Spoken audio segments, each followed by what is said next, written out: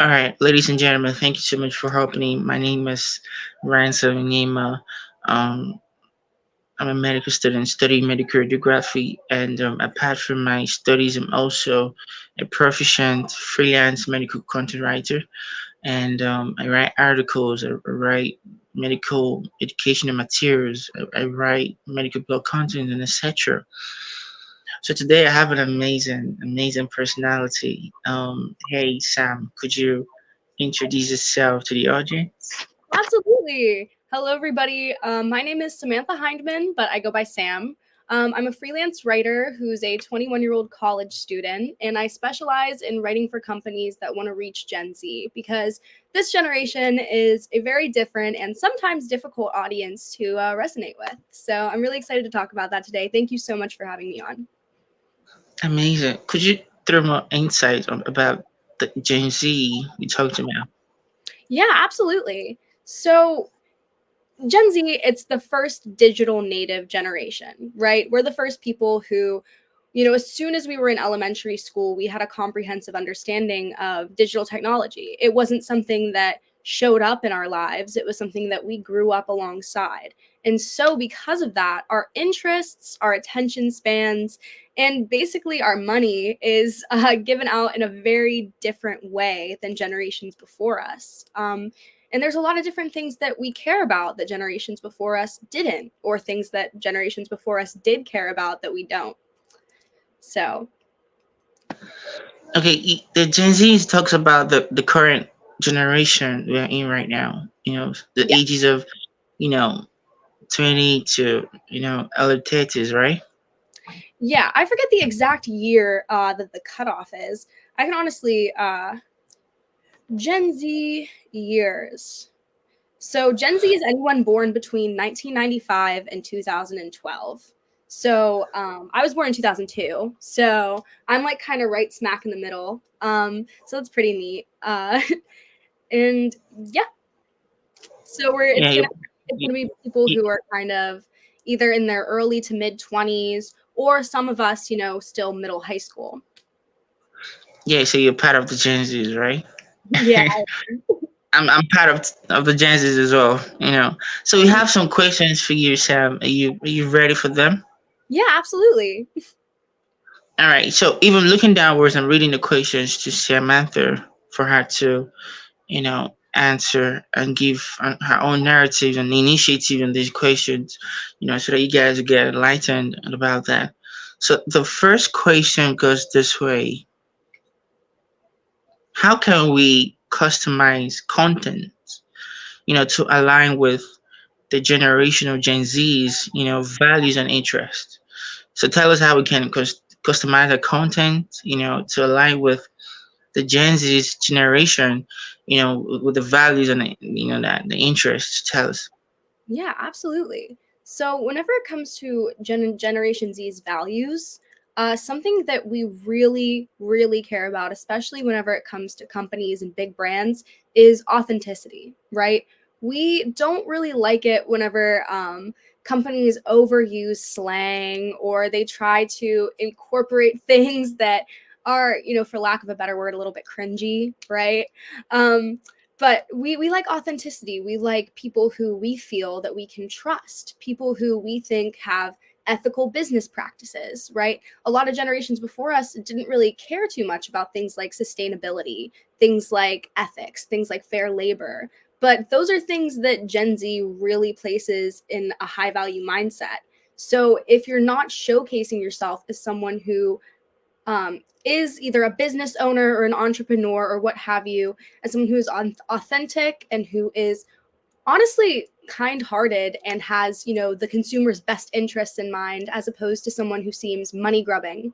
That's basically the route that you want to go. You don't want to overuse very salesy rhetoric. You don't want to tell people buy this now, buy now. You want to kind of ease into it, right? Because we don't like that kind of pushy, salesy verbiage. Yeah, I do understand that. If you want to be salesy, there are some strategies you can use to, you sell a product, or your values or whatever. So thank you so much for sharing that with us. Does that, your strategies you just shared to us, which is amazing. Is it only for freelance medical writers who are writing to the current disease generation, or is it part of other specialties, like also, content creators, on various platforms? So they might come across this video and they'll be like, this Gen Z generation, how can I create, since I'm not a writer, since I'm not, you know this or that, how can I create content that can, help, other generational Gen Zs with their values and and their interests? So what are your thoughts on that? I definitely think that it is universal advice. I don't think it's limited to the medical community. I think that anyone in any niche in any kind of business, whether or not you're trying to sell a service or a physical product or what have you, I think that they can all benefit from being a little bit more authentic and showing that, they have sustainable interests in mind. Um, and another thing is people who are in Gen Z really appreciate person first content, which means instead of reading like a text post, we want to see like somebody's face, somebody talking about it. If it's like an Instagram reel and we're scrolling through, instead of like it like a quote, you want to have someone saying the quote. I think that having like a person to represent your message is really helpful in getting that message across. Obviously, when it comes to writing, that's a little bit more difficult. But whenever you translate that writing into other kinds of content, it's important to keep in mind that, Gen Z finds authenticity in seeing a person's face. So even if that could be something as simple as when you're writing a blog post or an article, including an image of a person. Or if you're writing a LinkedIn post and you want it to do really well, you want to include maybe a photo of yourself. Maybe it's you writing, doing, something of the sort. Yeah, absolutely, absolutely. Thank you so much for sharing that with us. So the same question goes this way. So what are the best platforms, and models to, attract the attentions of the Gen Zs? So tell us. I think that your strategy is going to be pretty different depending on what platform you want to highlight or utilize the most. I think that what's really like getting pushed right now is video content.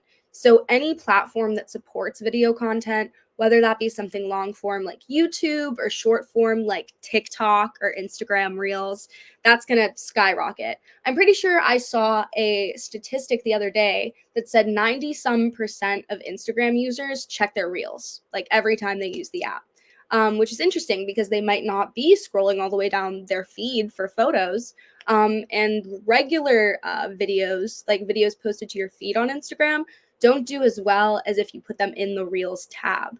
So, short form video content is definitely the way to go if you want to reach that audience.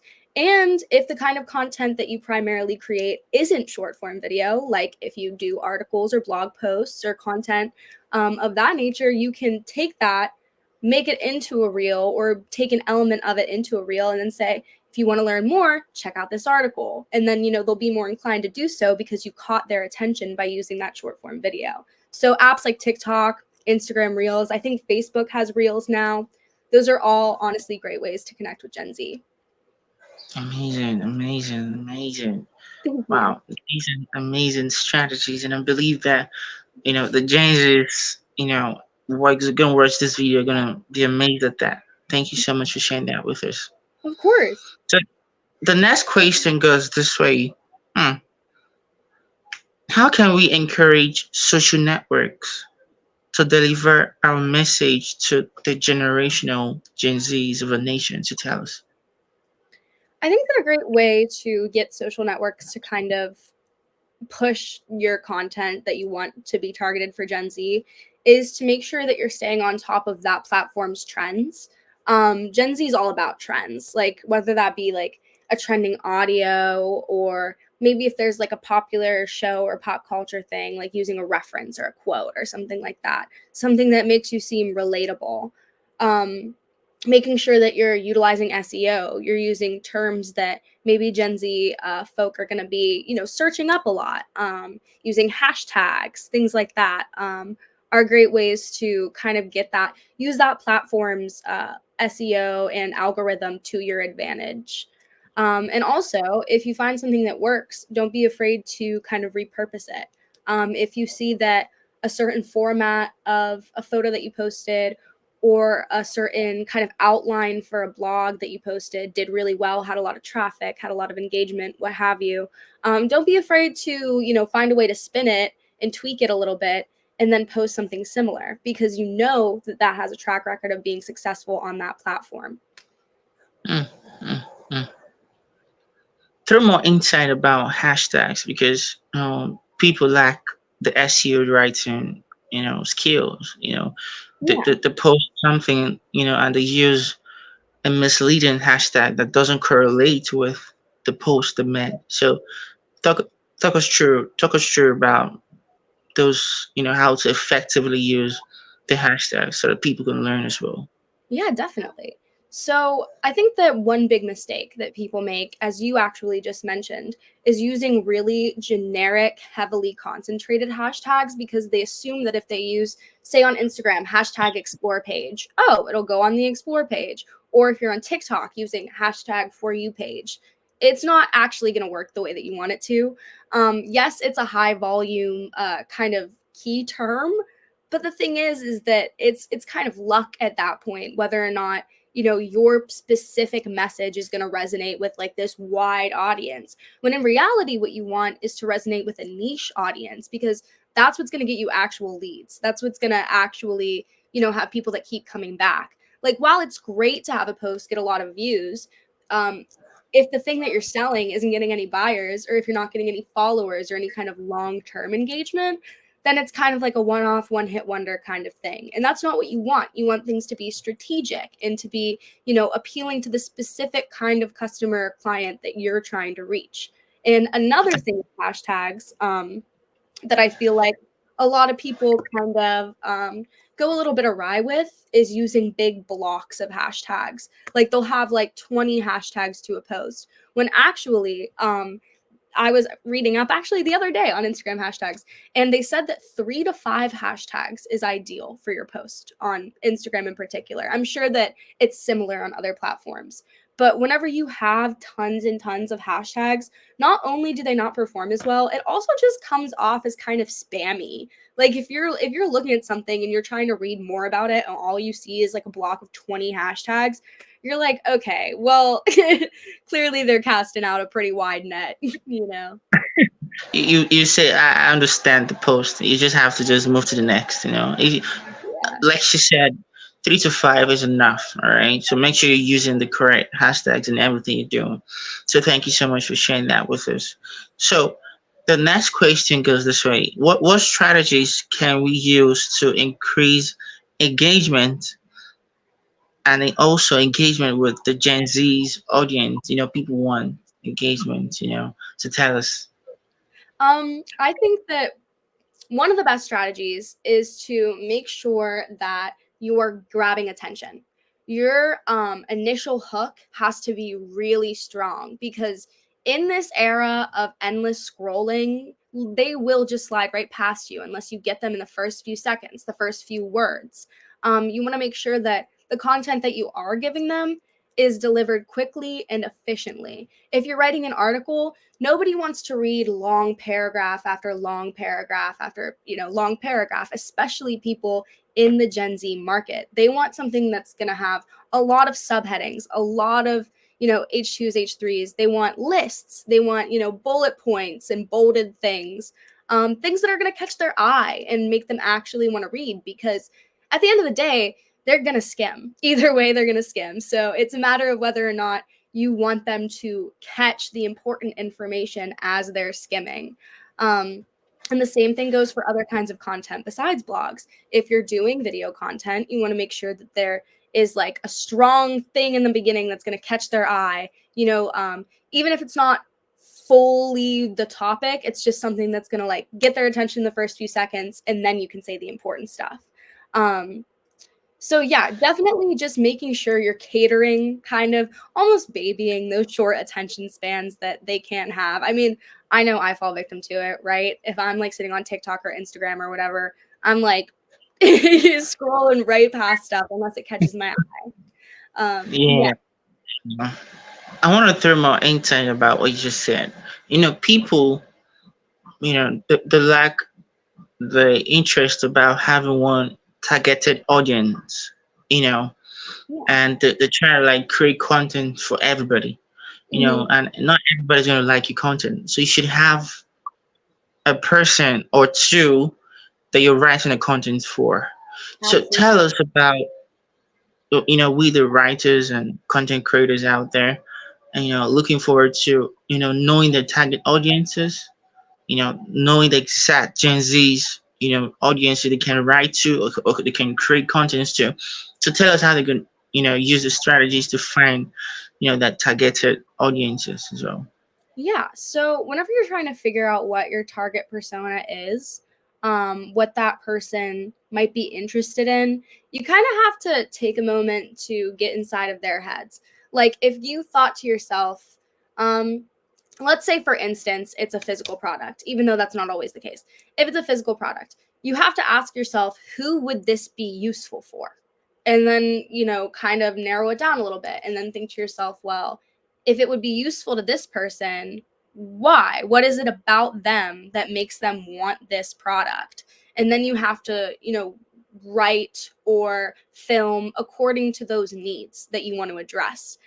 Because at the end of the day, it's not so much saying, I want to sell you this. It's saying, I want to help you with this problem that I know that you have.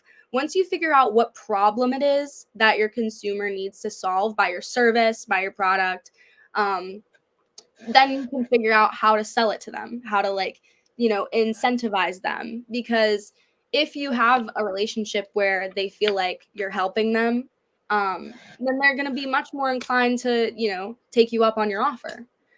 So I think that that's definitely important. And also, at the end of the day, a lot of research goes into it as well. A lot of just Googling, a lot of just figuring out what it is, that you have that's so unique and how you can take things that are already doing well with your target audience and, put your own spin on them and make you seem, valuable in a different way than your competitors.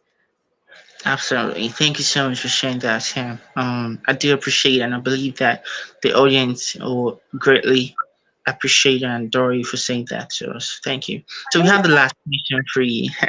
All The last question. All right. So, how can we recognize changes and preferences in the Gen Z's population, to stay current in our content marketing? So, I'm going to read that again so you can get it. right. How can we recognize changes and preferences in the Gen Z's population in terms of staying with our current, you know, content marketing strategy? To tell us about that. So I think that a great way is to make sure that you're really keeping an eye on successful competitors. Um, and this isn't so much so noticing what it is that they're doing really well. It could be noticing what they're doing badly. It could be noticing that they got a poor response to a certain thing and that you know in the future that you want to avoid it.